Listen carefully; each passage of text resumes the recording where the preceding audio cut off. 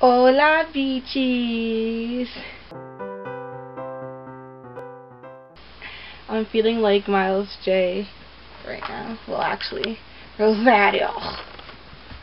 But yeah, don't we all just love Miles J? I mean, like, what would life be without Miles J? Honestly, what would life be without Gays of the Week? Which, by the way, new gays. Kind of nervous. Hi. I don't know what that was. So today we are going to be doing some gay movie reviews. I have all these movies here and I have ratings for them. So I'm going to just go based off of this list and tell you about the movie. Spoiler alert. What? Spoiler alert. I said that way too quick. So if you hear the title and you haven't seen the movie yet and you don't want it to get ruined, I suggest you fast forward a little bit so that you don't hear me talk about that. The first one is Summer Storm, which is I believe it's a Swedish movie. No, it's not Swedish. It's it's a Norwegian movie if I'm not mistaken. I'm gonna Google it right now. Right here, right now. It's a German movie. Okay, I'm stupid because I was gonna say that to begin with. I really was, because the correct name that's in German is right next to it in parentheses, and I was like, that looks like German, and I was gonna say it, but anyways, it's 2004. It's a film from 2004, and I gave it on here 5 stars. I'm gonna say why.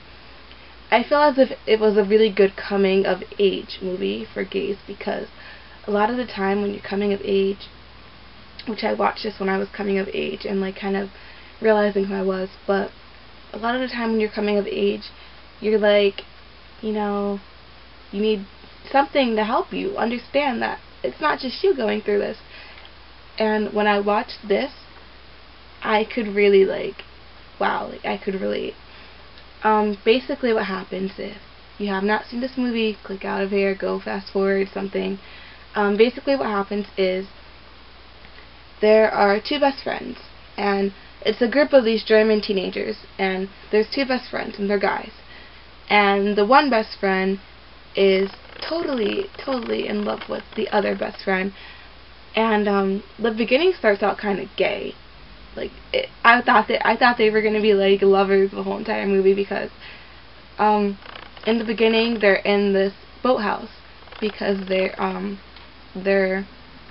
rowers. They're on a rowing team, and they're in this boathouse, and you know, they're like messing around, they're like fooling around, and then you know, they're wrestling each other, and the one gets a hard on, and the other is like, should we just, because he wasn't really like, oh my god, dude, get off of me. He was just like, oh, it's cool, like, and then he got a hard on too, and then he was like, should we just masturbate? And then they start jerking off, and I'm like together, side by side, and not like each other.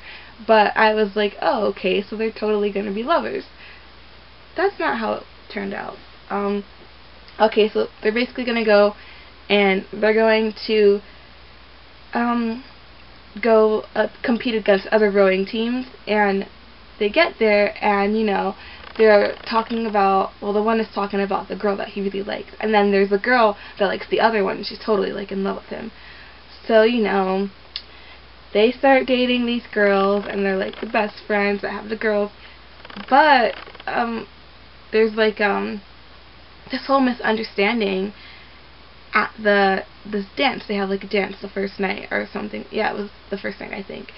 And it was just like a whole big misunderstanding, because he's like, yeah, like, there she is, like, go dance with her. And he's like, oh, okay. So they're like dancing with each other, and it's weird. And then, okay, basically, to get to the point, the one confessed that he's like in love with him, the other one, and then they're kind of like, well, he's kind of like really offended, and he's kind of like, no, like, you have a great girl, like, go for it. And plus he's really like in love with his girlfriend, and like he wanted to hang out in the tent with her, and so he like switched tents thinking that it would be all cool and whatever. And he's like, no, like you said you would tent with me, and it was just like. But anyways, there's this other rowing team that's totally flaming gay, and basically after that whole entire thing, basically the team that he's on basically just owns him.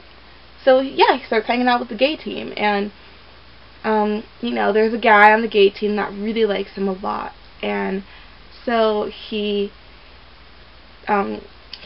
well, all his friends can like sense, like they're all gay, so they can sense like, you know, maybe we should go now, and they're all hanging out on the deck, swimming and whatever, and so the others leave, and then, you know, they start making out, and things happen, and then the guy that is openly gay on the other rowing team is totally like smitten with him, and it's totally out in the open. You know, people are starting to be kind of rude to him on his team. Not the guy that's gay, the other guy. They're starting to be rude to him on his team, like, you're gay? Okay, what?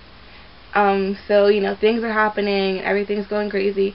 And then, basically, in public, he was like, I'm not gay, and starts beating up the openly gay guy. And to get to the point, all this chaos happens, everybody hates him, basically, but the gay guy is still, like, you know, he has nowhere, because there's a big storm, and they all get locked out of this place, so they have to kind of break into this place, since they were only staying in tents, and, you know, everybody's like, you're not staying in my room, you're gay, no. And so the gay guy is like, you know what, come on, so he puts him in his bed, he tucks him in, and it's the cutest thing ever. And I was crying because there's a scene where he's like in the shower, and he's just crying, and, you know, the gay guy comes in, and he's like, and then he just like tucks him in and all that. It's just the cutest thing ever. At the end, his teammates are like, no, you can't row with us. So, wait, no, yeah, no. Okay, there was a homophobic guy, and one of the guys got really hurt. So, since the guy was so homophobic, the one rower team put them on the other gay team, because he was like totally homophobic, and he had to row with them. It was just like a cool ending. Anyways, I gave it 5 stars, and that was probably a really confusing explanation. I suggest that you just go watch the movie, because it's amazing, it's great. Moving on, Breakfast with Scott, just 1 T, not 2. If you have not seen this movie, click out, fast forward, something. Hold on, my leg is really hurting me. Okay, there we go. Yes, Breakfast with Scott it's just a great movie. I gave it 4.5 stars, not 5, because I'm not going to go into a long description again, because that was really long, but because Breakfast with Scott is basically about these gay guys that are pretty much a heterosexual couple. You know, there are some people that are like that. They are totally gay, but they act like heterosexuals in their relationship. And that's basically how this couple is. The one guy is totally out, and the other guy in the couple is totally closeted. So basically his sister, I think it is, his sister dies of like heroin or something, and her kid is kind of just like left with this asshole of a stepfather, and the kid gets sent to live with the uncle, which is the openly gay guy, I believe it's the openly gay guy. Yeah, I believe it's the openly gay guy, or I don't know. So anyways, he gets sent to live with this couple. Now, as I said, the one is totally closeted. He's not only closeted, though, he's totally heterosexual. Like, he's gay, but he's totally heterosexual. Like, the way he acts, his mentality, like, he's just so, like, straight guy, gay guy. And it's just like, he sees this flaming homosexual of a kid, because the kid is openly just, the kid is my favorite, and my favorite character of the whole entire movie. I can't explain. he's just so gay and so like, woo, and you know, he comes in and he's like, it's just so gay, and the guy, the one that's in the closet, is just like, oh my god.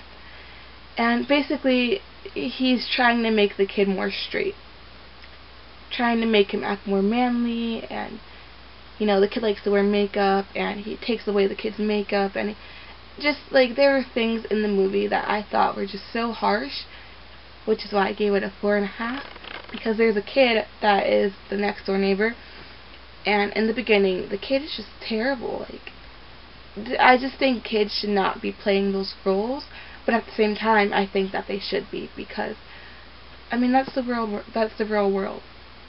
That's what happens in a real world. That's just it. That's life. And so I had feelings against, you know, some of the roles that were played. I felt as if some were just terrible, because it was like, oh my god, this little kid is really saying this. But, you know, it's just life.